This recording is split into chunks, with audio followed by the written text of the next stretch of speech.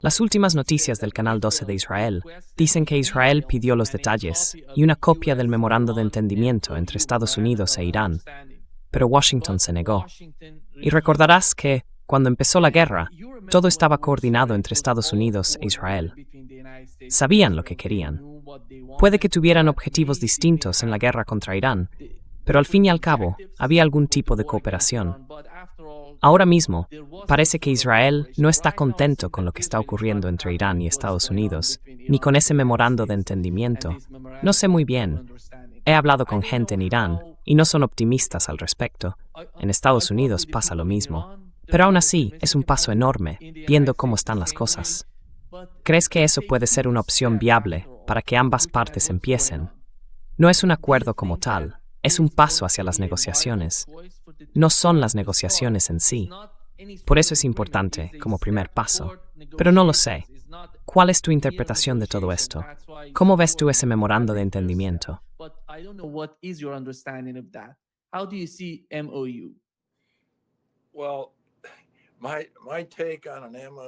Bueno, mi opinión sobre un memorando de entendimiento me recuerda a una frase del magnate de Hollywood, Samuel Goldwyn.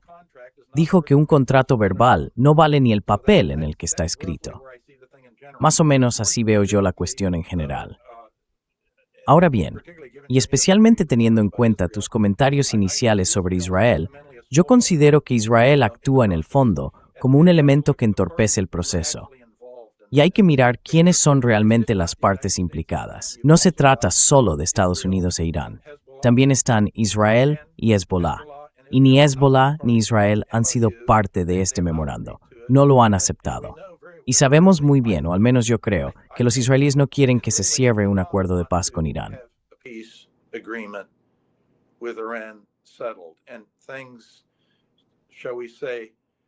Y, digamos, llegar a un punto en el que de alguna manera Irán vuelva a ser visto como un país normal. Así que van a hacer todo lo posible por sabotear la aplicación de lo que sea que vaya a ocurrir. Y no tenemos ni idea de qué va a pasar, porque ni siquiera sabemos qué contiene el memorando de entendimiento. Además, las filtraciones que están saliendo son muy contradictorias, porque los iraníes parecen decir que Líbano, Hezbollah e Israel forman parte del acuerdo. Que, básicamente Israel tiene que, ya sabes, retirar sus armas de Líbano y volver a su territorio. Pero Israel afirma rotundamente que no forma parte del acuerdo. Ahora bien, si Israel no ha visto el acuerdo, ¿cómo puede decir que no forma parte de él?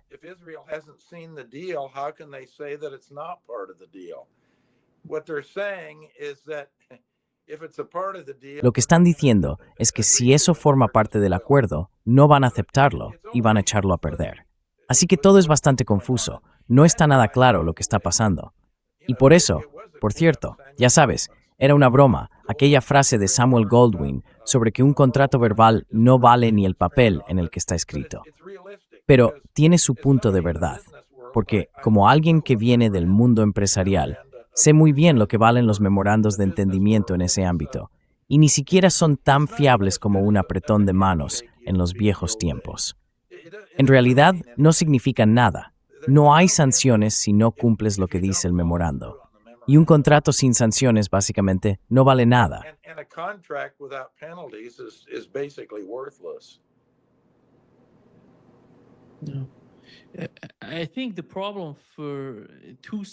Creo que el problema para ambas partes ahora mismo es, ¿cuál sería el siguiente paso? ¿Va a ser una nueva ronda de guerra? ¿O va a ser que Estados Unidos decida abandonar la región, salir de allí como hizo con los yemeníes en el Mar Rojo? ¿Cuál es la opción para la administración Trump? A mí me da la impresión de que él quiere salir de la región, pero está intentando conseguir algo antes de hacerlo. No sé qué podría ser eso, y me pregunto si existe alguna opción mejor para la administración Trump.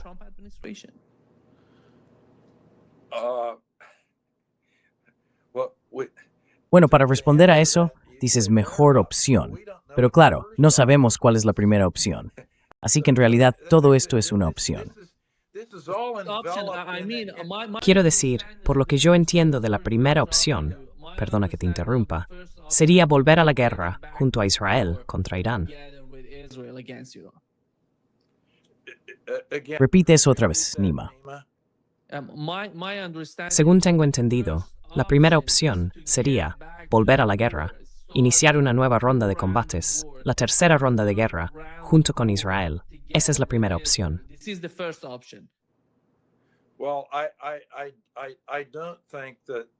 Bueno, no creo que la administración Trump quiera sumarse a eso, pero creo que, idealmente, Trump, y viendo su comportamiento, querría que las cosas evolucionaran de una forma que le permitiera seguir diciendo que ha ganado, ¿no? Que todo va bien, y en resumen, que Trump es un héroe. Así que si se pueden encajar las piezas para que eso ocurra, esa sería su estrategia ideal. Ahora bien, eso sería una posición más bien retórica, casi nominal, pero debajo de esa fachada habría un auténtico desastre, porque seguiría habiendo, para empezar, a Israel en el Líbano. Eso no va a desaparecer. Y seguiría habiendo, ya sabes, ese tira y afloja con Hezbollah. Eso tampoco va a desaparecer.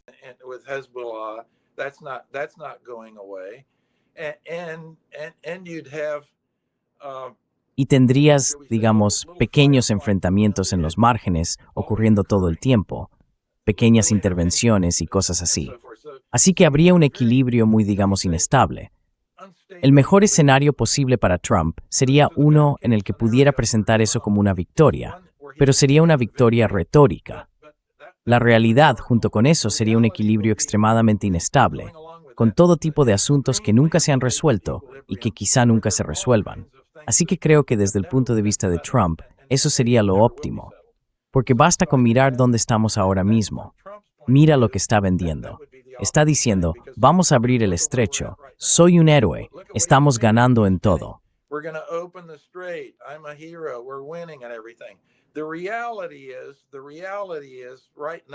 La realidad ahora mismo, con lo que sabemos, es que Estados Unidos ha sufrido una gran derrota estratégica. Y la forma de analizarlo es lo que en finanzas llamamos un estudio de evento. En Wall Street, un estudio de evento funciona así. Tienes una empresa, su acción va evolucionando con normalidad y de pronto ocurre algo. Puede ser un anuncio de previsión de beneficios, la publicación de resultados, una revisión de crédito, una fusión o una recompra de acciones. Ese es el evento. Y después observas qué pasa con la acción tras ese evento.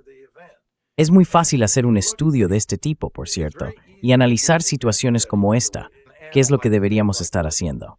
Y en este caso, antes del ataque conjunto de Estados Unidos e Israel contra Irán, si miramos solo el estrecho, estaba abierto.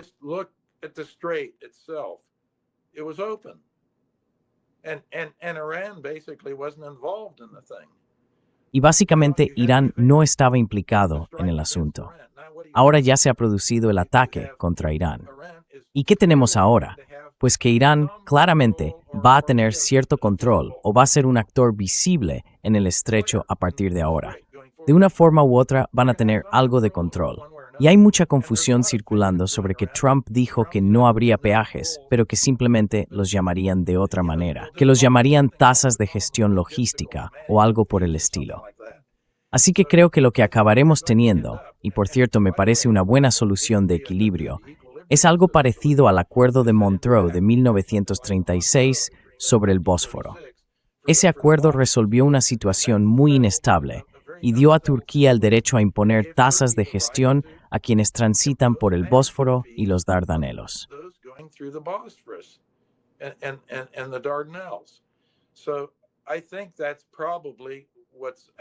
Creo que eso es probablemente lo que va a pasar, pero ni siquiera lo sabemos con certeza. Solo estoy especulando. Hablo desde mi punto de vista, y por cierto, también desde el punto de vista de la mayoría de las grandes compañías navieras. Eso es lo que ellas preferirían también. No les importa pagar una tasa de gestión o un peaje, siempre que tengan la seguridad de que si solicitan pasar por el estrecho a los iraníes y pagan el peaje, van a tener un paso seguro y podrán continuar. Pero recordemos, pensemos en esto en términos del análisis del evento. Eso es una pérdida para Estados Unidos. ¿Y quién gana? Irán, porque antes Irán ni siquiera estaba en el mapa. Todo el mundo simplemente pasaba. Y así, uno puede seguir con toda esta cadena de cosas.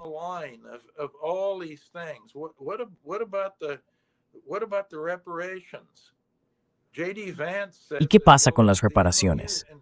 J.D. Vance dice que, bueno, el memorando de entendimiento incluye algo sobre reparaciones, y esas reparaciones superan los 300,000 millones de dólares que supuestamente van a pagar los miembros del Consejo de Cooperación del Golfo.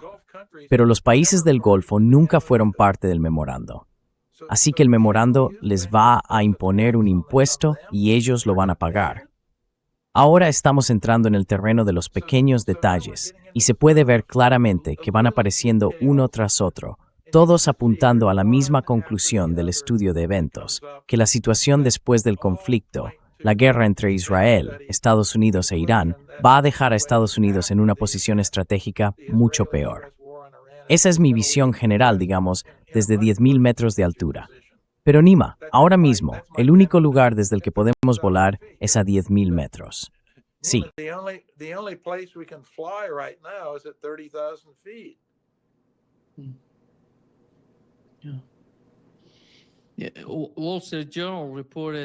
Wall Street Journal informó que Estados Unidos permitirá a Irán vender de inmediato petróleo y combustible sin sanciones, como parte del memorando de entendimiento. Y esto, creo, lleva más de 7 años siendo un problema para ellos. No podían vender petróleo ni gas por las sanciones. Ahora mismo, Estados Unidos está intentando facilitar eso, permitir la venta de petróleo y gas iraní después de 7 años. Y eso es un cambio enorme, pero todo gira en torno a la economía.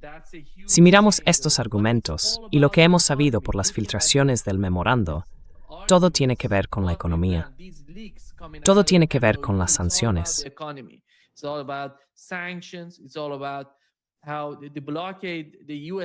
Todo gira en torno a que el bloqueo de Estados Unidos en el Golfo Pérsico ha terminado. Irán sigue controlando de alguna manera el estrecho de Hormuz. Y hemos sabido que los activos iraníes congelados se van a liberar tras la firma, porque ya han firmado el memorando de entendimiento de forma digital y ahora van a ir a Suiza para hacerlo físicamente. Se menciona al presidente del Parlamento iraní y a J.D. Vance. Donald Trump dijo que podría ir allí. No sé cómo sería posible que J.D. Vance y Donald Trump estuvieran al mismo tiempo fuera de Estados Unidos. De algún modo eso va contra la ley, pero él lo dijo. Así que, mirando la economía,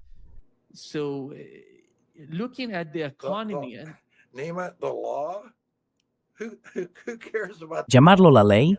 ¿A quién le importa la ley, sabes? Estoy siendo un poco irónico, pero ya me entiendes. Trump hará lo que le dé la gana. Y si va contra la ley, ya se preocupará después.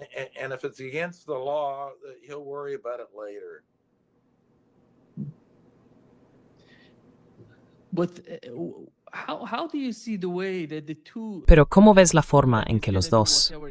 Supongamos que él va a hacer todo lo que intente con el tema de las sanciones, con esto y con lo otro. Pero en mi opinión, el asunto principal sigue siendo el de Líbano, porque hoy el ministro de Exteriores iraní dijo que Israel tiene que retirarse por completo del territorio libanés. Y Benjamín Netanyahu respondió que eso no va a pasar nunca, que no lo va a hacer, que no le importa el memorando de entendimiento, que no forma parte de él. Por eso Israel va a actuar según lo que considere que es su propio interés. ¿Crees que Donald Trump tendría algún tipo de influencia sobre Israel?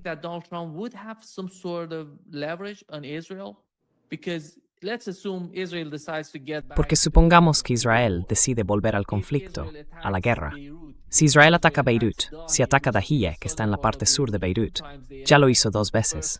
La primera vez, Irán respondió. La segunda, Donald Trump y su administración intervinieron. E Irán dijo que hubo una gran concesión por parte del gobierno de Trump. Por eso decidieron no responder al segundo ataque israelí. Así que ahora mismo, si Israel decide atacar a Irán, si decide retomar el conflicto sin la ayuda de Estados Unidos, no va a poder mantener la guerra. Esa es la realidad de lo que está ocurriendo.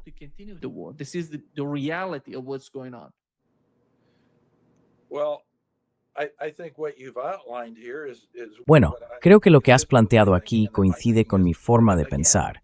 Y mi forma de pensar es, en general, sin entrar en detalles, que sabemos que Israel va a intentar ser un elemento desestabilizador. Y lo que vamos a ver, creo yo, es una especie de juego del poli bueno y el poli malo entre Estados Unidos e Israel. Porque con el lobby israelí en Estados Unidos, Trump tiene las manos bastante atadas.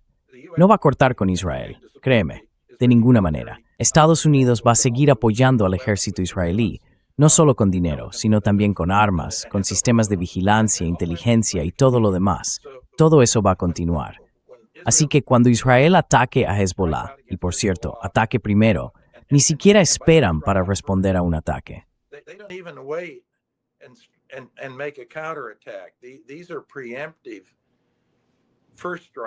La mayoría de estos ataques son golpes preventivos, ataques de primer golpe.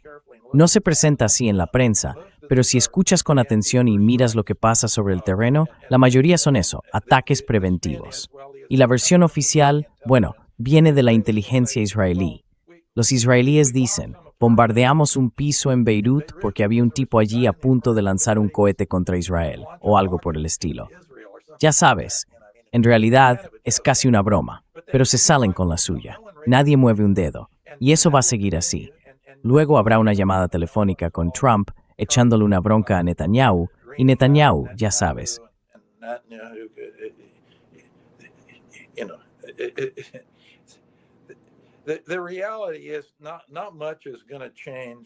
La realidad es que no va a cambiar mucho en la relación entre Estados Unidos e Israel. Esa es la conclusión. ¿Y qué significa eso? Significa que Estados Unidos va a seguir facilitando que el que sabotea siga saboteando. Y ya hablamos de esto en la primera parte de nuestra conversación, Nima. Hay muchas partes importantes que no forman parte de este memorando de entendimiento. Por ejemplo, fíjate en Hezbollah. Hezbollah ni siquiera ha sido parte de la negociación entre el gobierno libanés e Israel. Y me pregunto, ¿acaso los miembros de Hezbollah, o la gente que simpatiza con Hezbollah, o quienes viven en el sur del Líbano, no son libaneses? Todos son libaneses.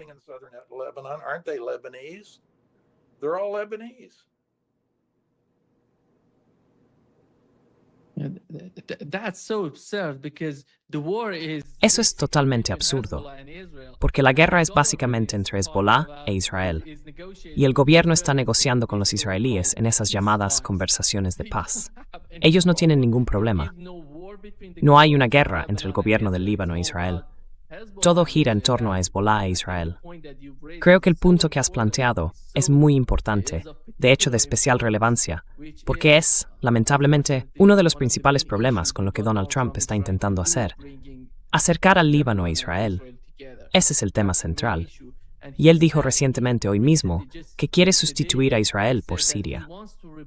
¿Qué significa eso? No sé cómo lo entiendes tú.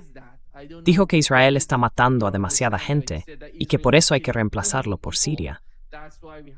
Parece que está buscando algún tipo de guerra civil en el Líbano. Y mientras ellos se enfrentan entre sí, Israel está poniendo y del sur del país.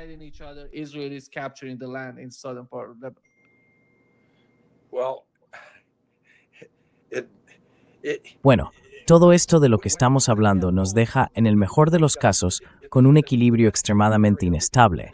Incluso en un mundo casi perfecto, acabas con una situación muy frágil.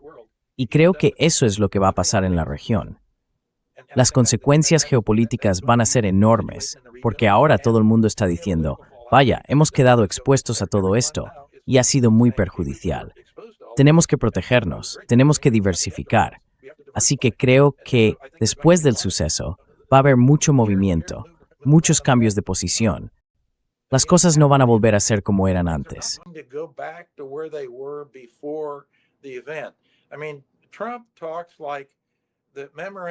Quiero decir, Trump habla como si fuera un memorando de entendimiento. Todo será, en lo que respecta al estrecho, y me refiero solo al estrecho, igual que antes. Pero no va a ser así. Es imposible. Y eso es solo un elemento. Tú hablabas de los otros, por ejemplo, levantar las sanciones o de alguna manera integrar o abrir la puerta para que la economía iraní se incorpore a la economía internacional de una forma distinta a como lo hacía antes. Porque créeme, en la economía antes, aunque estuvieran sancionados y todo eso.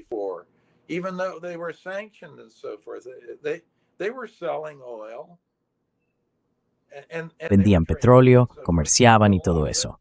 pero gran parte estaba relacionada con mercados negros, con formas de esquivar las sanciones y, en general, con operaciones bastante turbias de un tipo u otro. Así que al final, la imposición de sanciones siempre acaba generando mercados negros, actividades ilícitas, mafias internacionales y demás. Así es como funcionaban las cosas. Se supone que el memorando de entendimiento va a cambiar todo eso y que, de forma inmediata o poco a poco, va a abrir la situación. Y de nuevo, volvamos a un tema económico importante. ¿Qué pasa con los activos congelados? ¿Qué está ocurriendo con ellos? ¿Y qué hay del Consejo de Cooperación del Golfo financiando la reconstrucción de Irán con $300.000 millones, cuando ni siquiera son parte del memorando? And they aren't even a party to the MOU.